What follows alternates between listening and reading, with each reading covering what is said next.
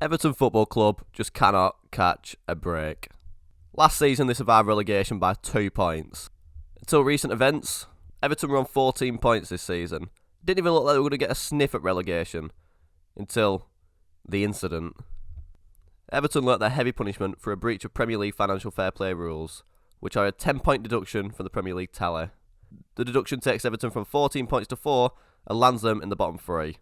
Everton were punished for breach of profitability and sustainability rules, being 19.5 million over the allowed amount, which is largely revealed to be down to the interest in Everton's new stadium, which is currently under construction.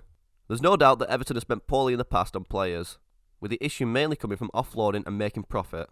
Spending high and recouping very little, Everton contacted the Premier League when they knew they were moving dangerously close to trouble. In the last couple of seasons, Everton's expenditure has been lowered significantly, being in the bottom 3 for net spend in the last 4 years. With the Premier League breathing down the club's neck, it's led to the club having to sell some of their most important players, i.e. Luca Digne and Richarlison to Aston Villa and Tottenham respectively.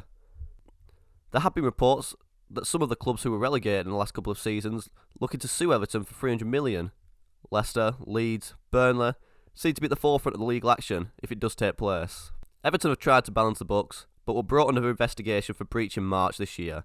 Now, for just 19.5 million, Everton have been dealt the heaviest points blow in the history of the Premier League. It's been the main talking point of English football. Everton responded with interim CEO Colin Chong proclaiming the sanction is unjust and disproportionate and not a fair reflection of the evidence, confirming the club will appeal the charge. Everton has been spotted by the media too. Sky Sports' Jamie Carragher feels the punishment is excessive for the 19.5 million figure, and of course Gary Neville piped up, criticising the Premier League for being a defunct organisation. The overwhelming feeling from the media is that the club has been hard done by, as 10 points does feel disproportionate to the actual offence. This leads to many fans to ask about Manchester City and Chelsea, as their alleged offences go under the radar. Manchester City are currently under investigation for 115 charges of FFP. Chelsea have allegedly breached the rules of offshore payments in the era of Roman Abramovich. Everton fans, players and staff will all be feeling that siege mentality. Hopefully, they can galvanise the group and leave everything on the pitch. Despite the deductions, Everton are 2 points from safety and have a Carabao Cup quarter-final against Fulham to look forward to.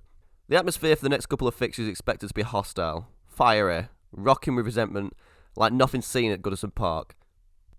A club which has rich history in the English game will not just take the charge lying down. Everton will have another battle on their hands, but they have proven to come through adversities in recent years. This is just another.